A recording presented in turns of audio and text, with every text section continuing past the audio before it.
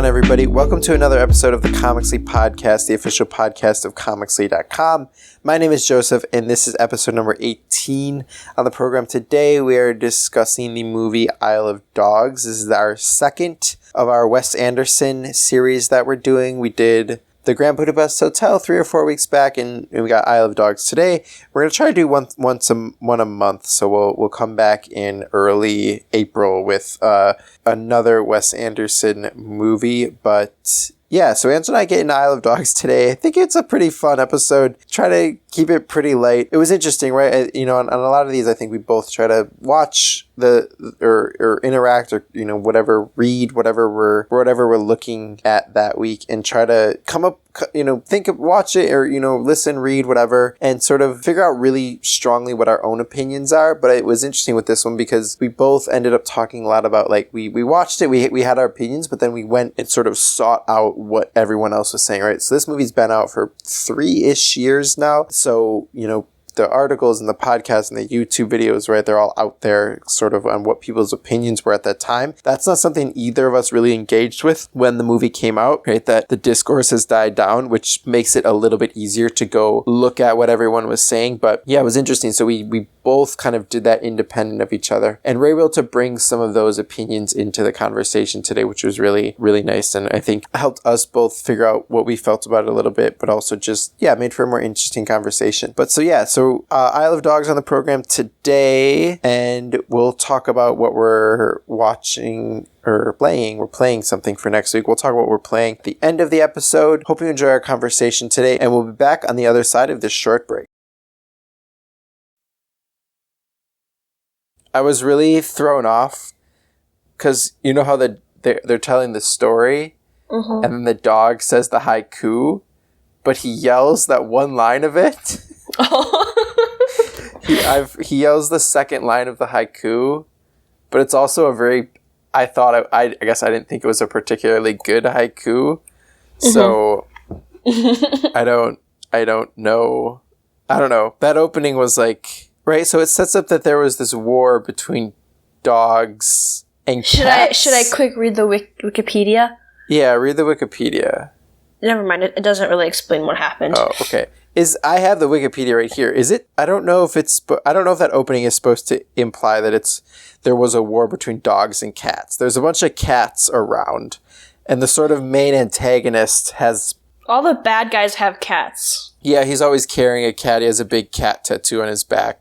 He's from some sort of lineage that either greatly values cats or something like that. I'm not exactly sure. But like, cats are not in any way an important part of this movie, I would say. They don't, they just kind of show up in their background scenes throughout the rest of it. So, yeah, have you seen this movie before? I saw it last year, and I do not remember disliking it as much as I did this year. Really? Yeah. Do you remember last year, I was like, this is weird, cool, and okay. It was like, honestly, probably around this time last year, too. Okay. Because it was cold. At a theater, on your computer. 123movies.com. Okay. Should I not promote that website? Should I restate that line? People can watch this however they want. People can watch it however they want. If you know how to find it for free on the internet, good for you. Okay, so it was just like a movie you watched and you were like, this is interesting. Okay, so I think we're going to get to some of I think you're a little bit more frustrated than me, but we're going to get to that. But watching this movie made me very nervous. Why? Because the next Wes Anderson movie is Fantastic Mr. Fox. And I think we talked about that a little bit when we did Grand Budapest Hotel. Like, I love that movie in high school when I hadn't ever seen anything like that. I won't be apathetic about it in the ways that I was like apathetic about this movie, but there is part of me that's just worried that like, oh, I'm not going to care about this movie anymore. Because right now, like, it's still like a great movie in my mind, but the next time I watch it, like, it might not be, right? Yeah. So I'm, it's not like an important thing to be nervous about, but I guess that's what I'm going into that movie with. Okay, so this was the second time you've seen it. So you knew what it was about, but you were just, I don't know, did you come into it with a different, were you trying to be more critical? Were you trying to, what were you like coming into it with? I was just like watching it, and then I was just like noticing things that I was like, this is stupid. What's the first thing that stood out to you? If we want to like, not that we have to go chronologically, what was the first thing that stood out? What was the like biggest thing that stood out? I wasn't happy with how he portrayed Japan and like Japanese, and like I also found it kind of annoying that he like, so when the characters were speaking Japanese, he wouldn't always translate them, which it's like, it might have been like an artistic choice or whatever, but to me it was just like, because of that, like you couldn't, like he purposely made it so we couldn't really connect with like the Japanese characters. And like it also felt like it was like a movie set in Japan about white people. What do you mean? Can you explain that a little bit more? That's interesting. And like I was like watching some like YouTube videos about people who've also kind of thought the same thing, whereas I think that in a couple of Wes Anderson films, he has this vibe where he's like interested in like Eastern culture, but doesn't really go the extra step to like portray it in like a way that's not either like super stereotypical, or like I feel like he doesn't give as much attention to like those details as I think he could. And another film, we haven't watched it, but another film he brought up was the Darjeeling Limited. Yeah, so that's the other one that I read about, because I read a few things, and that was the one that they brought up as well. Right, and it just was just like that. Like throughout the whole thing, it was just kind of annoying, and also like the little white girl with the afro, I just did not like her. So that also might just be why like I was like, ugh, gross, whatever. But like I don't know, it was also just like it felt so like it was supposed to be set in Japan, right? And like so, and like the main character Atari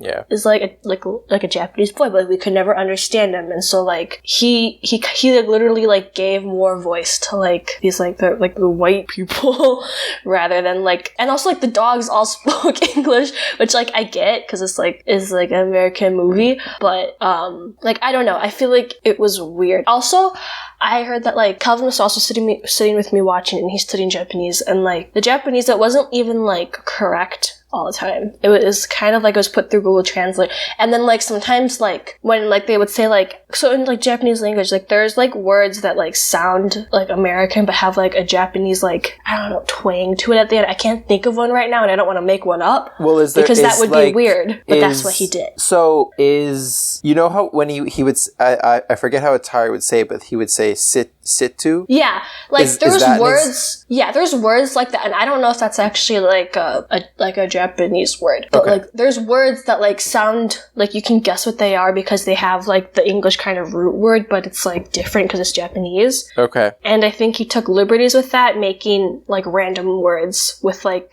it was almost giving like a Japanese accent to like an American words instead of actually just like, I don't know. It was weird. Maybe, I'm not sure. So this is the thing. I went and did some reading. The Wikipedia article, I actually like had some links to some really good articles about this. So I think an example of what you're talking about is, so I have a couple things to say. So there's one writer, her name is Emily Yoshida, she's Japanese American. She like, in her article, she talks about how like she knows Japanese, but she's definitely not fluent. So in her article, she sought out a couple fluent Japanese speakers and just sort of asked them their opinions about a bunch of different stuff. And one person brought up that dialogue thing you were saying, where it's not sort of formal Japanese, but like it's kind of how people speak maybe in like a very informal setting. They said they sort of went back and forth a little bit between like very formal and then like very informal in a way that didn't really make sense. And they so did Calvin make a distinction between the spoken Japanese and the written Japanese versus like the kanji? I don't know. All he said was he's like the way that they're doing it is like weird.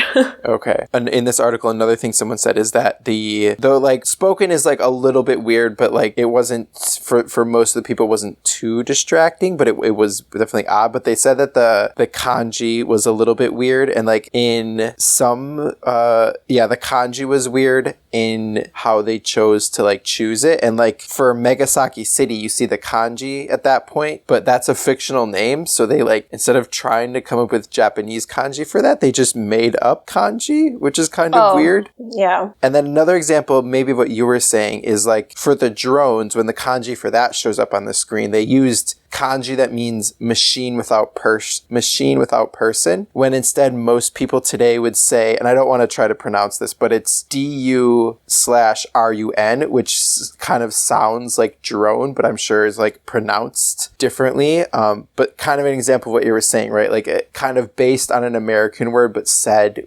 in a particular way to the Japanese language. That might be an example of that. So that was a little bit distracting for Calvin. So you mentioned something like right at the beginning, and you said it could be an artistic choice. Like, it could be like, what would that artistic choice be? Like, or what would you I don't know. be trying to say with that? I just feel like maybe some people could defend it as an artistic choice. Okay. Personally, like, I don't know if it's just because it's like I'm cool with reading captions, you know, like, yeah. I watch lots of like Korean Chinese dramas. I'm cool with watching I'm cool with like listening to people talk and just reading what they're saying. And I feel like I didn't, especially at the end when Atari was like giving his little speech and it was translated through that annoying girl. And it's just like, I feel like it's just like, why couldn't you have like given, like, why did he have to share the spotlight with that person? Like, what was the point of it? Because they have other... And I know there was like that reporter or whatever, the translator, she was like there too, whatever. But even they had that machine sometimes. Are you saying like you just wish it had been translated, like somehow in the fiction of the story it had been translated by the machine, or just that you wish there were subtitles? I just wish there was subtitles, because I feel like, I mean, wouldn't it be easier to just add subtitles at the end besides, like, making all these, like, clay people talk for other clay people? Yeah. So I read... So, like, it was a conscious choice to, like... Oh, yeah. ...do that, and it was weird. Yeah. So I read one, and I'm gonna link... If you have your YouTube videos, Andrew, I'd love to link a bunch of these in the show notes.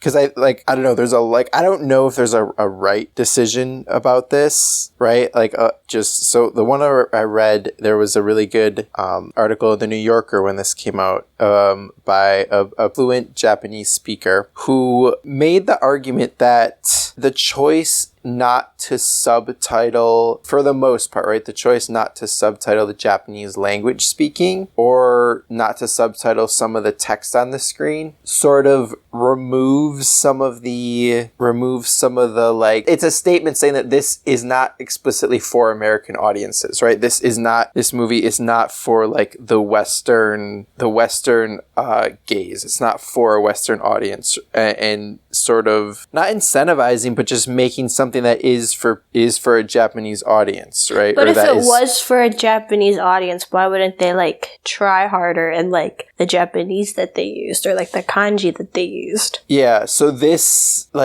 article is specifically about the language and doesn't go into like any of the aesthetic things, doesn't really get into any of the kanji that they use. It's specific, or it gets a little bit into the kanji, but like doesn't, I don't know, you know, I guess, and it is like very heavy on their feeling watching the movie, and they felt like they were sort of seeing something a little bit special that was just for them.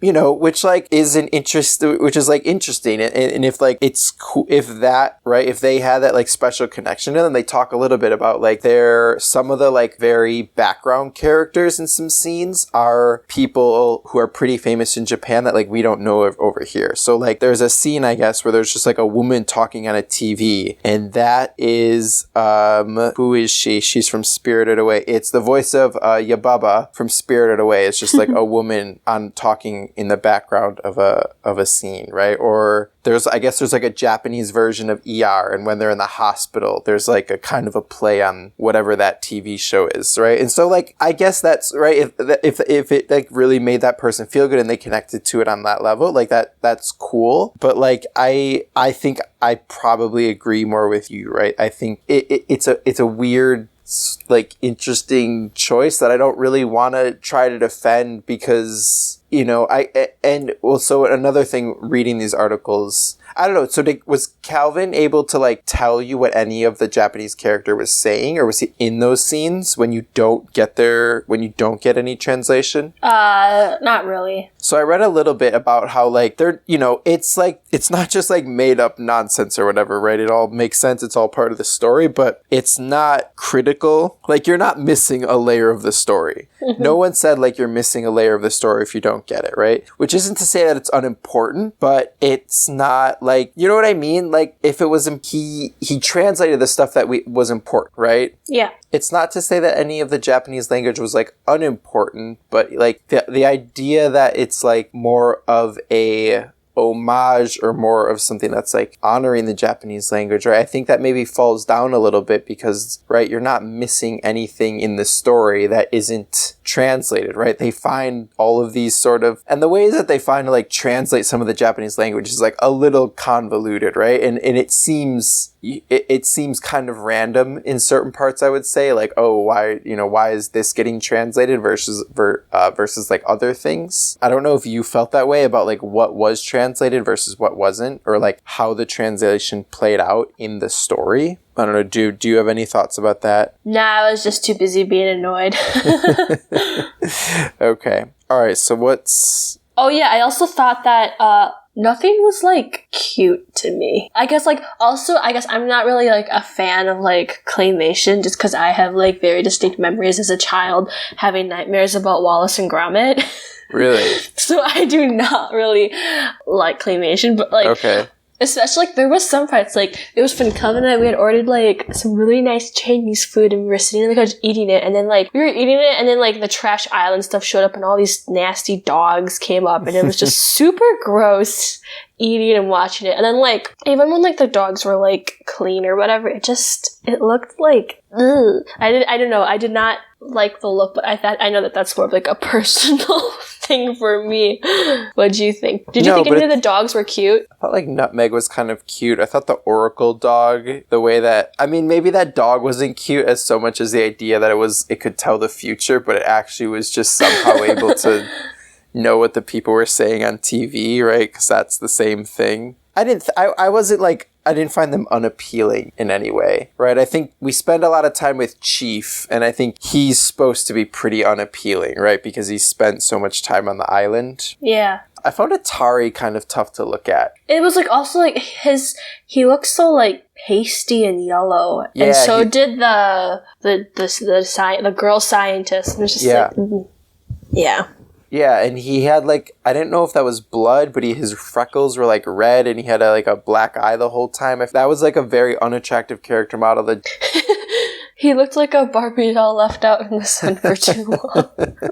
Yeah, and I guess I didn't know, right, because, yeah, some of those characters, right, their skin undertone was, like, very yellow, but not in a way that, like... It looked like somebody put, like, that Sephia? SEPHIA, like a filter. Oh, you wouldn't know. You don't have... Oh, sepia. Sepia? There's a P in there. Sepia. I thought it was PH. Sometimes I don't look at words and I just look at the first couple letters and decide I know how it's pronounced. Oh, no, it's, yeah, it was like a sepia filter on those characters. Yeah. Yeah, so those were parts were, like, tough to look at. Were there any scenes that stood out to you? Like, oh, this is really cool to look at? Oh, yeah. So, the sushi / poison scene. Yeah. When he was making it. I remember seeing, like, a video, like, a couple years ago, before I even saw the movie, about, like, all the work that went into just getting that one scene. And, like, don't quote me on this, but I'm pretty sure they had to study, like, sushi makers and, like, figure out exactly, like, the movements and, like, the things. It was pretty cool to look at. Yeah, that scene. It was poisoned. That scene was probably the best looking scene in the movie. And it's funny because that scene came, right? It feels, and this kind of leads into like, well, is this movie actually about anything? Which I don't want to get to yet, but it comes at a character says a very pointed thing, and then that scene plays. And it's sort of like, it's one of the more thought-provoking thought-provoking parts of the movie. We can talk about that in a second. That scene was really cool. I like the scenes. There's a lot of scenes where characters are looking at what's going on through a monitor. And it has this weird sort of like very flat animation is what you see on the monitor. I thought those were very interesting. It wasn't like they recorded the claymation and then like put this, it was like green, like it was filmed in like night vision or something. But it felt like it was animated in a different way because of how like flat in 2D the characters were in those scenes. I really liked looking at, I thought those were very interesting to look at. I don't know. How did you feel about, there was a bunch of points at which there's like big tussles and there's just a bunch of like stuff moving around. It looked like pillow stuffing. Yeah, like pillow stuffing or like cotton balls or something. I thought a couple of those scenes where you could kind of, because I was watching it with Darianne and she was trying to like figure out kind of how they were doing certain scenes, and a couple of those where you could kind of see some of the, I mean, you know that it takes like, you know, claymation, right? It's a little bit more obvious how much work goes into it, but like where you can sort of see some of the methods in a few of those scenes, it lets you, I don't know, I like, it's cool to feel that in a movie, right? Because sometimes in something that's more, right, in like a like in a Marvel movie or Star Wars or any sort of action movie, right, even though there's like these big dramatic stunts going on, you don't quite get that sort of direct sense where you can feel how they did it, whereas you're like, oh, they like were like moving stuffing around and everything. I don't know, I enjoyed seeing a little bit of the process like in the movie like that. I thought that was interesting. Any other standout or anything you liked? I liked the voice acting. I think, yeah, I like the dogs when they would talk. Yeah. That was the only cute thing about them. That they sounded like middle-aged white men. Well, that's exactly who it was, right? If you read the like list of people who are in it, like there's a lot of like very big names, but a bunch of them. Scarlet Black Widow is Nutmeg, like Bryan Cranston, Jeff Goldblum, F. Murray Abraham. There's a bunch of like not like huge, not like the biggest stars in the world, but like names, and they just have like very small parts. But not a ton of the dogs get personalities. I was hoping we get a few more of those, but I thought the ones, well, I guess I thought the ones they did were okay, but like there's really 3 dogs that get personality, right? Or maybe 4, right? Nutmeg gets personality as far as what she's about. Yeah, Chief, you get a good sense of what he's about because he's going through the whole thing with Atari. And then I honestly don't know these dogs' names, but the dog who's always saying "I heard a rumor," who's voiced by Jeff Goldblum, that was pretty funny. And then there's the other dog who's like the leader, who's always like, "All right, we should vote on it." He always wants to vote on everything. I guess even as I say it, right, those are like the 4 animals where you get like a really good sense of kind of. Well, I mean, I feel like with the dogs that Chief is with, they don't really have like personalities. They just have like one-dimensional like quirks. Yeah, I guess that's even fair, right? They have, because they only ever cut to them, right, to like make the like "I heard a rumor" joke or to. Let's take a vote. Yeah. He has a little bit more going on early in the movie, because he kind of starts that conversation when they're talking about their favorite food. Yeah. He kind of leads that, but it definitely falls off in importance towards the second half. Okay. Anything else that like you really enjoy? I mean, I think we're gonna probably start talking a little bit more about some stuff that annoyed us. Anything else that you enjoyed? No, but I have something that annoys me. Okay, let's go back to what annoyed us. I thought it was funny that like the 12-year-old boy says like a haiku at the end, and then everything's cool, and his uncle's like, yup. I thought that was funny. Like, why? Because it's just like, that's not how it works in real life. Well, so this kind of gets us, right? And I think we had this. I think we ended up in a similar place with Grand Budapest Hotel, right? Where we weren't quite sure how, I think serious is the wrong word, but like not sure how much does the movie want us to like investigate what it's saying or what's going on the screen, right? is it sort of a little bit of a lighter fare where, right, we talked about Grand Budapest Hotel, you can enjoy it for 2 hours, right? It's like, it's beautiful to look at. The story is really nice. Grand Budapest Hotel actually ends in this really sweet way that is saying, I think you can start talking about things about like memory and sort of how, people's like sense of belonging and where they feel they belong in a community or in a society or something. But like here, it's yeah, right. It's like dogs are good. We should not put all the dogs on an island with trash. I don't even know if it ever gives us anything like that to really sit and think with, right? I think you can pull stuff out of the movie if you want to be like hypercritical, but I don't know if it ever gives us something if it ever ever really asks us to sort of think too critically about what's going on, right? Because it does kind of just end on this haiku, right? It ends kind of neatly. And then like, why was Spot underneath the ground? What was up with that? Was it because he was a half a robot dog? So at the end of the movie, like one of the hero dogs, Spot, I think they built a shrine to him, and then they just sort of built a place for him to live beneath his shrine. I don't really know. It looked like, I don't know. I thought it was like, this is Spot's grave. Oh, there's his little baby dogs and his dog wife just living, chilling in the grave with him. Oh, there's Spot. He's half a robot dog. Yeah.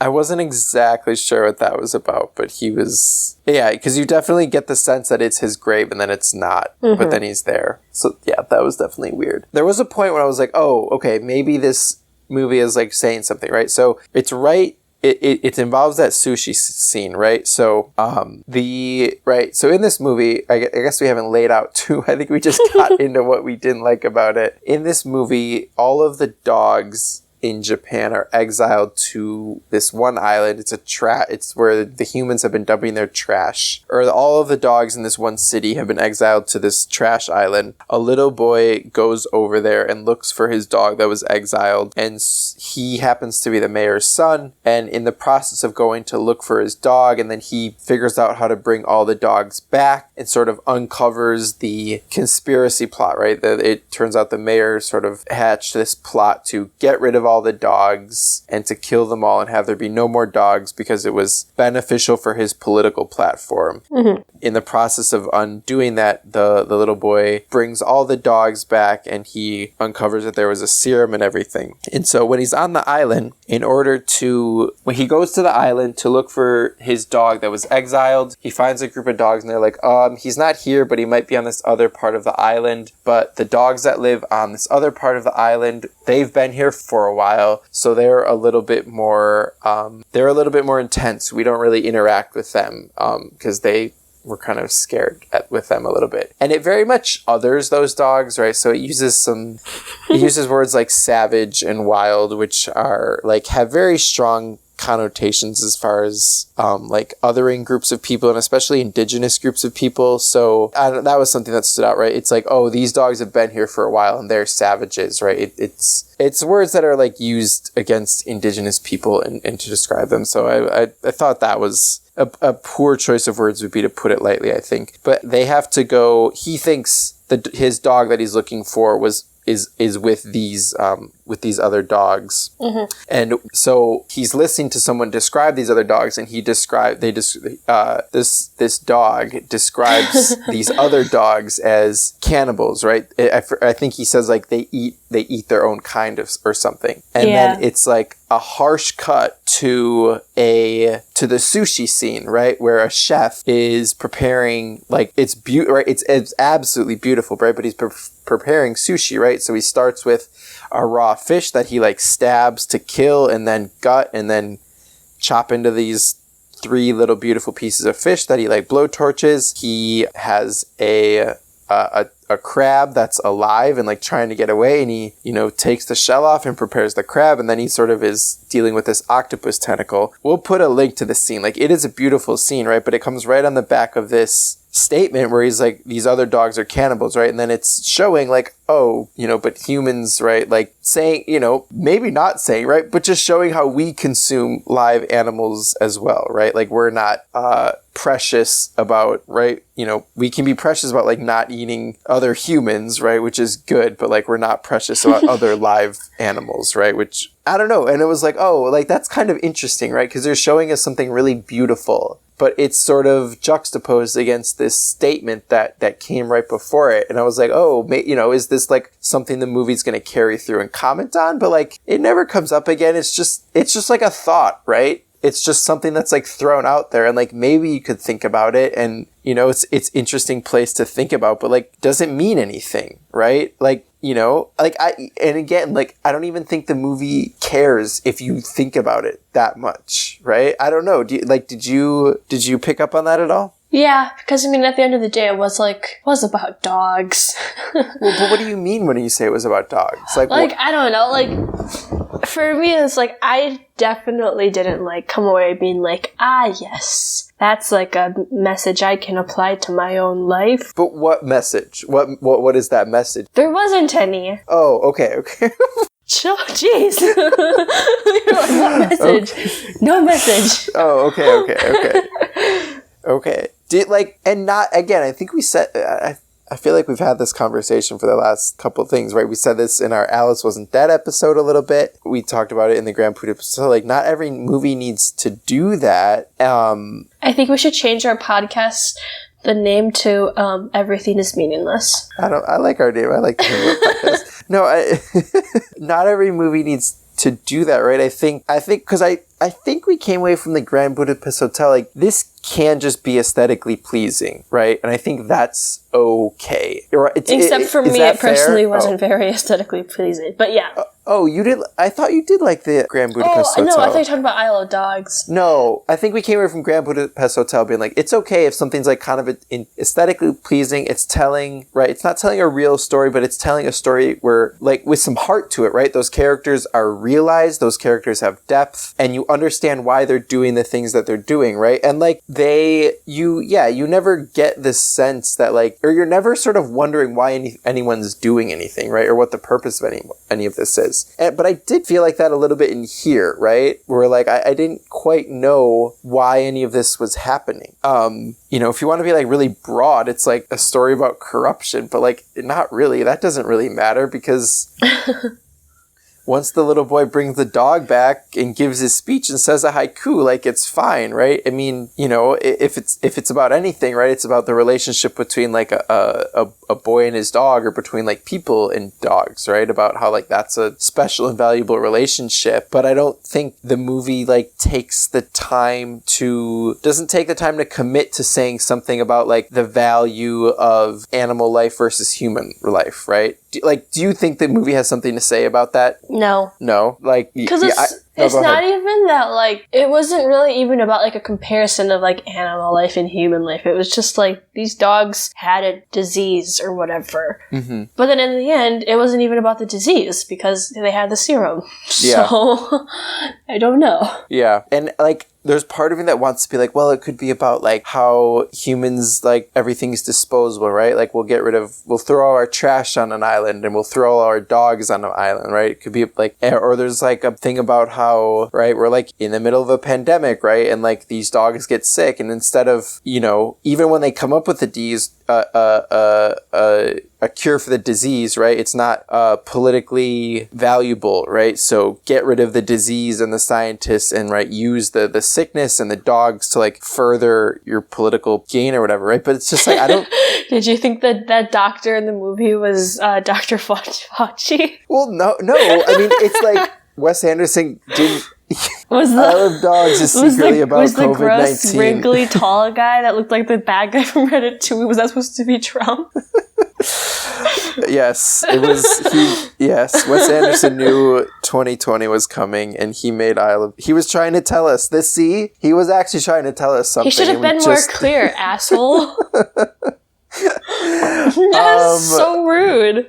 There's part of me that wants to do that, but like that feels disingenuous because it's like I didn't engage with that movie in this way. Like I watched it and I was like, there were some parts that looked really nice, there were some jokes, there were some cute things, but like I wasn't ever sitting there like really being like, oh, they're kind of saying something interesting here. So like to try to do that in retrospect feels a little bit disingenuous. Yeah. I mean, I think it's okay if we're just like, hey, no.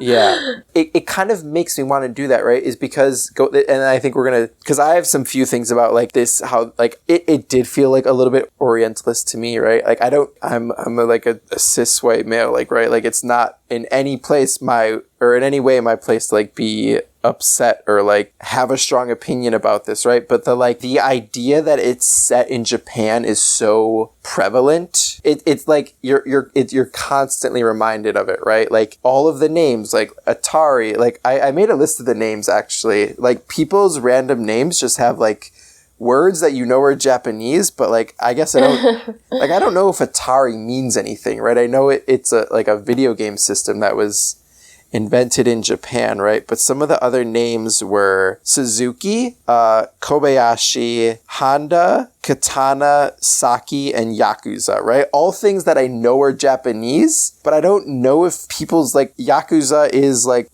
a mob or a gang, right? Like I don't think people's names are actually Yakuza. Again, I'm not sure, right? But it's like constantly, right? Or like in one scene, there's like a bomb goes off, right? But it's not just like a bomb; it's like a little mushroom cloud, right? It like looks like how an atomic bomb looks, right? Or there's cherry blossoms, or there's sumo wrestlers, right? So like you're constantly reminded it's happening in what his version of Japan, but like that never ever matters to the movie, right? Like does it ever matter that this is happening in Japan? Did you feel like that ever mattered? Other than the fact that like there was like Japan's close to water and it's got an island nearby, no. Yeah. But like a lot of places are close to water, right? Like it could have been, in that case, then it could have been like anywhere in Southeast Asia almost, right? Or I don't, which is like, so no. Yeah. And that, I don't know, that just feels, and in a couple of the articles, I'll link them in the show notes, right? There's especially the one by Emily Yoshida, right? So there were a lot of people who were like called it like cultural tourism and called it it was appropriation, right? Or like orientalism. And just she was a little bit lighter in her criticism of that. She said that it was Japan as an aesthetic, but without any. It's simply an aesthetic, right? It in no way goes beyond being just like a visual, it being just interesting visuals for us to look at, right? He's not commenting on Japanese culture. He's not commenting or like how Japanese culture is portrayed in the West. He's not commenting on like how Japanese culture has been like exported all over the world. Like it's just because some of the visuals are interesting, right? And her opinion was like that it was mostly harmless. I guess people, and people have disagreed on the internet, right, about like whether or not just borrowing that aesthetic can be harmless, right? Just like using another culture and in another part of the world, you just using their language, using their food, their buildings, their clothes, using all that as an aesthetic, like can be harmless. Well, because also like I was kind of reading about, they did bring in like Japanese people to help with like the production and stuff, but when when the film was put up for awards, like all the white people won, and like I feel like I don't know if like that's just how it played out, Yeah. But it's just like another kind of like, right? It's like, it's interesting, right? Like, because he could have made a choice. The dogs, right? They could have been voiced by like Japanese voice actors speaking English, right? That's like a choice he could have made, right? But like the voices that you hear most prominently in the movie, right, are white actors, right? They're white English speaking actors, right? So like in a movie that is about Japan and borrows heavily in that aesthetic, like that is not, as far as like who is visible, who's winning awards, who's getting applauded for that, it's not the Japanese people or it's not people who are not people from Japan who like might have helped with the script or helped like figuring out with the any of that, like getting awarded or for that. So yeah, I don't know, like I guess I don't, I guess I would really, I think these two articles I'm going to post are really interesting. I'm going to check out yours, the ones that you listed in here, Ange.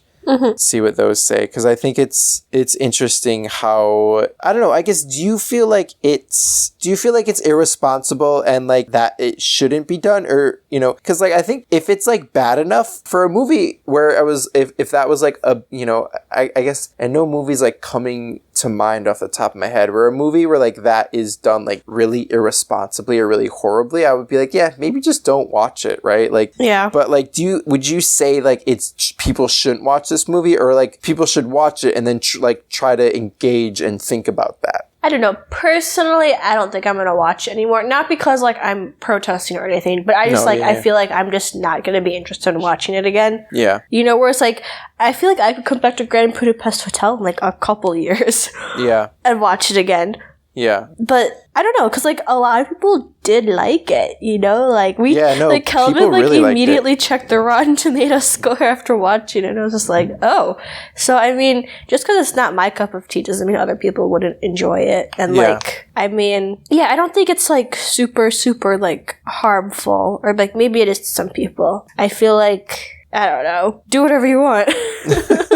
Yeah, I mean, yeah, absolutely. Right. In the end, do whatever you want. I don't know. Last thing, I guess, like, I'm going to these, like, reviews a lot, right? Because of, like, my identity, right? I don't think it's, like, I can have an opinion on, you know, I'll share it here, but it's not, like, I don't think it's right of me to, like, feel super strongly about this. But one interesting piece from this Vulture article was the difference between how someone who a Japanese American person, right? So maybe they like grew up in Japan, or maybe their parents are, maybe they're like immigrants, or their parents immigrated here from Japan, right? And they have a very strong connection to their Japanese heritage and culture, how they feel about the movie, sort of having both that like having a good understanding of American and Japanese culture versus people in Japan. They talked to, I think she talked to some family members there, right? And they're proud to see their culture represented in this very mainstream thing.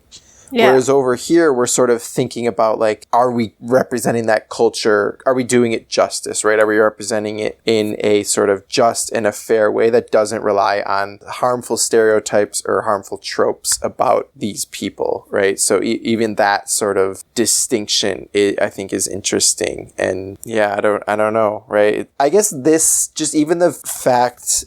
I agree with you. I don't think I'll watch this movie again. I don't. If someone asked me like a Wes Anderson movie to watch, this would not be up on the list. Mm-hmm. But I think just watching this movie, but then also like I've enjoyed watching it and then going and doing some of this reading and like figuring out what other people are saying and how they thought about this and how does that align with like what I thought about it and what are all the opinions, right? Because it is like so broad.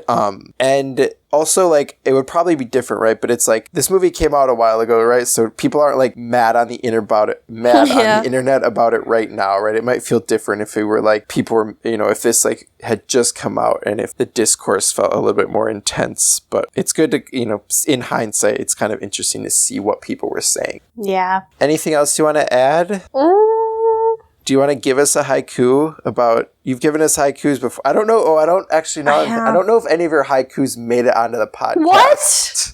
Why not? Just because, like, I think with one of them... No, you know what? Your haiku for Kentucky Route Zero did make it onto the podcast, actually, now that I think about it. Okay, but why didn't all of them make it on? I wasn't aware I was being censored. You're not being censored, Edge, but it's just not always good audio. You can edit the pod, you know, I can teach you how to edit the pod. No, I can barely watch the stuff for this. I try to keep us, I try to make sure like I never really thought of it. I was like, oh, now I'm like editing and like trying to make sure that what we're saying is like represented accurately. But one thing I noticed about, and I don't know, I mean, this is we're not, do you have anything else to say about the movie, or can we move on to other topics? We can move on. Okay, so one thing I noticed, and I don't like listening to my voice, I don't like the way it sounds, but I also noticed that I talk very slowly. Like there's just gaps in, so sometimes it's gaps because I'm like thinking of the next word to say, but also just like the cadence of it is very, very slow. So peek behind the curtain for everyone is that I take as many of those gaps out as I can when I edit it so that it sounds like I'm talking faster than I actually do.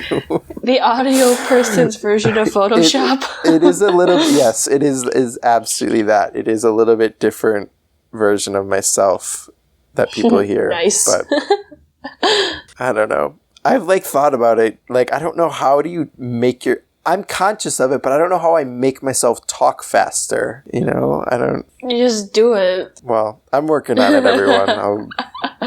It would make it easier for me, right? It would make it. It takes a while to like edit it and go through and take out those pauses. And so I am frustrated with myself, but what are you going to do? All right. Are we ready to move on to the next part of the podcast? Okay. We're going to have a short break, everyone. There's actually a new, we have some new music on the podcast this episode, Ange. Ooh. We're going to use that song I sent you the other day. Yes, I listened today while I was studying. Yeah, I put it on. I put it on when my students were doing some independent work, and I put it on, and then one of them chatted to me, "Are you trying to make us fall asleep?" So then I turned it off. I liked it, but I felt very seen in that moment. Attacked. But yeah, so enjoy the new music on the episode, everyone, and we'll be back after a short break.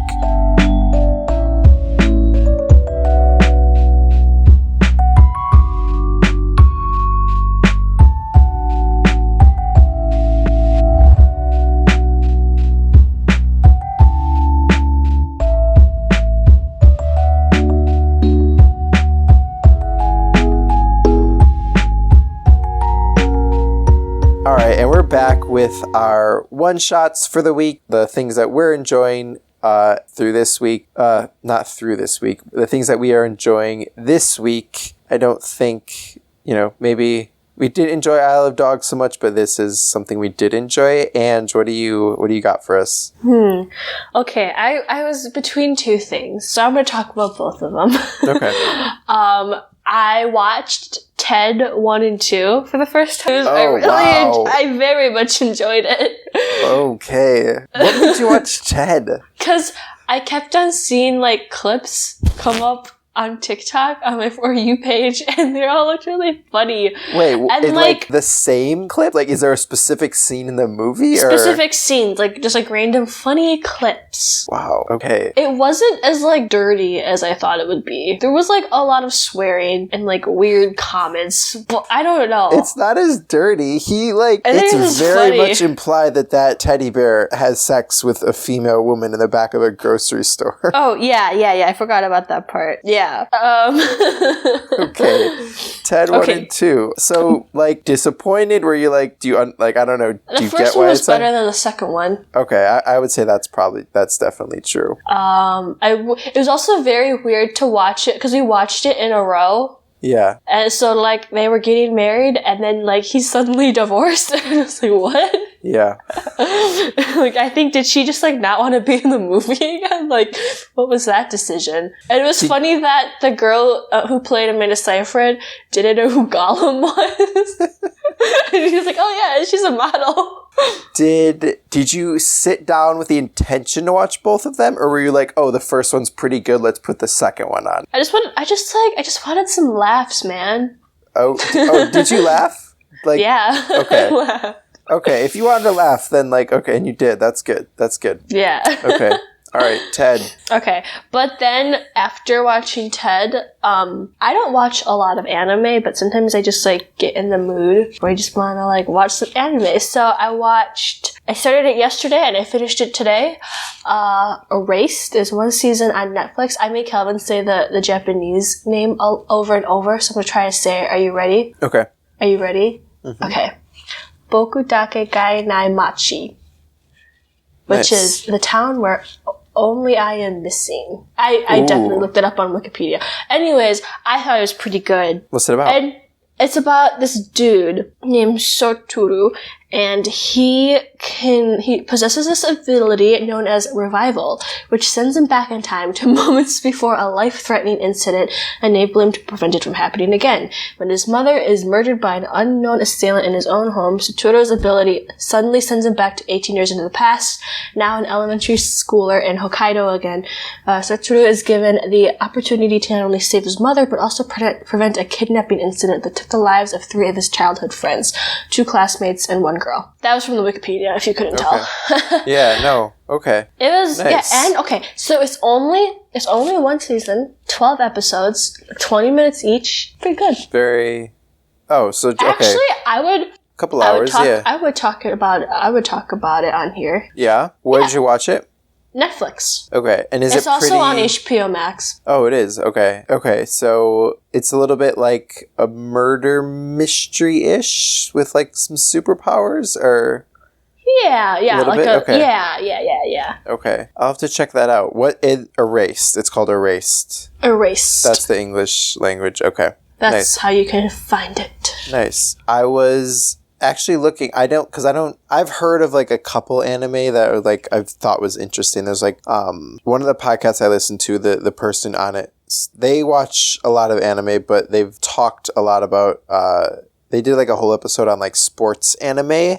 Oh, there's that one volleyball one. Yeah, so the volleyball one's pretty big. There was like a running one they were talking about. There was like an ice skating one. I don't know. Those sounded kind of interesting. Okay, so Erased is on HBO Max and where else? Netflix. And Netflix. Okay, nice. I'll have to check that out. All right, mine for this week, my one shot for this week is a comic book called Spider-Man Life Story. And I bought this a while ago because I've been I bought the like collected version a while ago because it's just 6 issues and then they collected them in like a nice book. And it's the story of Spider-Man, but you know how superheroes never really age? Yeah. So the whole thing about this one is that he does age. Why does he age? It's just, there's no reason. It just like, it just is, right? It's like, it's not like, we talked a little bit about like comics continuity, right? Like, it's not part of like mainstream continuity, right? The idea is just like what happens to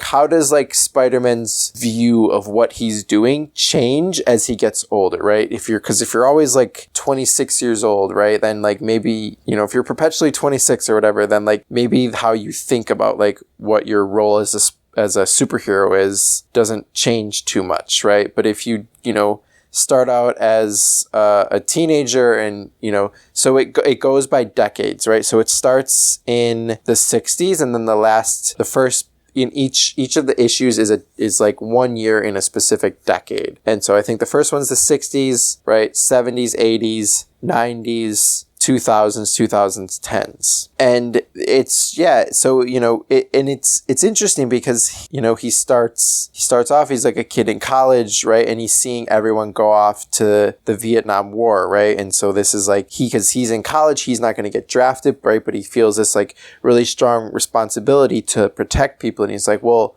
is it important that I'm protecting people here? Or is it important that I'm protecting people over in Vietnam, right? Like protecting American soldiers or protecting Vietnamese people, right? Because the American soldiers were committing really awful war crimes. And he runs into Captain America and they have a conversation about that. And then, in the 70s and 80s, right? Suddenly he has a wife and he's sort of having to look out for Aunt May and make sure, right? Because she's getting older and older, right? And so how does he balance those more like familial and domestic responsibilities with his responsibilities as a superhero? And then in like the 2000s, right? He's getting old, right? And he's like slowing down. He's actually not, he can like still be Spider-Man, but he's not like particularly good at it anymore, right? So then is there any value in it, right? Because he's like this super smart inventor person, right? But he still puts all this time and effort into like being Spider-Man, right? But would his time be better spent,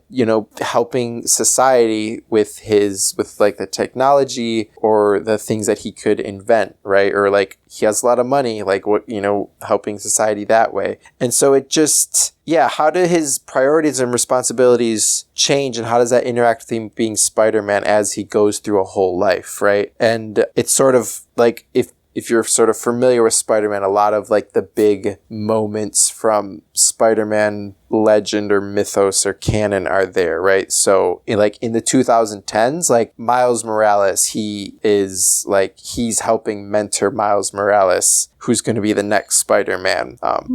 So that still happened and everything. It's really interesting, and it does help from like knowing a bit about Spider-Man and all of his villains and everything. But I think even if you didn't know a ton about Spider-Man, it would be interesting to read. But yeah, I was really fine. I was really glad I finally got around to that, and just kind of, it was just like a good story. And then it was nice because it's just 6 issues and it's done, and there's nothing, you don't have to like think about anything else or what it connects to. So that was really enjoyable. Oh, cool. Yeah. What if they'd waited one more year, then they could have had 2020 to write about.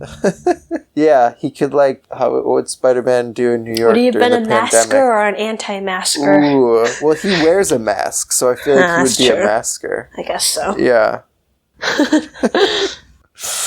Yeah, I don't know. If there was a superhero that you think would be an anti-masker, who would it be? I think it would be Thor. Thor is an anti-masker. Because I feel like he's like, oh my god, I won't get it. Yeah, I think I agree with you, but then I wonder if Thor would just like leave Earth, right? He would. So Thor is like the person who like was like, oh, instead of staying in the city, I'm gonna like move to the countryside or like go rent out a private island so that no one can tell me what to do, right? Thor's like that version, right? He's not gonna like stay in the city and like cough in your face anti-masker, but he's gonna like he's got so much power and money that he's gonna go sort of isolate himself, so that he doesn't have to even deal with it. I feel like I don't think Iron Man would like. Iron Man potentially too, right? Because he might just be like, but I created this thing and I pressed a button. Yeah, I feel like Tony, right? Because there's the whole like, in like Civil War, there's the whole like sign. He's the guy who like wants to sign up with the government, but he, his reasonings aren't great, and then Captain America doesn't. I don't know. I feel like, yeah, that's actually that's a more interesting question than I thought it would be initially. I was like, dang, we're still on this. Yeah, but no, that's a good question, Ange. All right. Do you have any other good questions? If you were a fruit, what kind of fruit would you be? I don't know. I really like apples, but I don't know if I'm like an apple. But like maybe, because apples are pretty... I don't know if you are either. But apples are pretty like run-of-the-mill, right? Like they're not extraordinary. I don't know enough about different types of apples. As someone who picked apples for a year, I don't even know that. I don't know enough about the different types of apples. All right. Well, maybe we could end the podcast with like interesting questions. Maybe that's a new thing, but... Okay. All right, everyone. That's the end of the show. You can follow Angela on Instagram at glow.angela. You can follow me on Twitter at Joey Glowacki. That's JoeyGlowAcky. The music you heard in this episode is a lo-fi remix of the song Concerning Hobbits by Patrick Moonbird. You can find their music on Spotify and SoundCloud. Please rate and review this episode on Apple Podcasts or your preferred podcast listening app. You can also email the show by sending your messages to podcast@comicsly.com. All reviews and messages are greatly appreciated. That is everything for this week. We're going to be back next week with an episode about the video game Inside. It's a short little like story, like light platforming, but like story side-scrolling game. I just started playing it the other day, and it's interesting. I like it. I am only about a half hour in, but I'm into it. Glad we're doing that. But that's for next week. We will, join us here next week, everyone, and have a great week. We'll see you next Monday. Bye.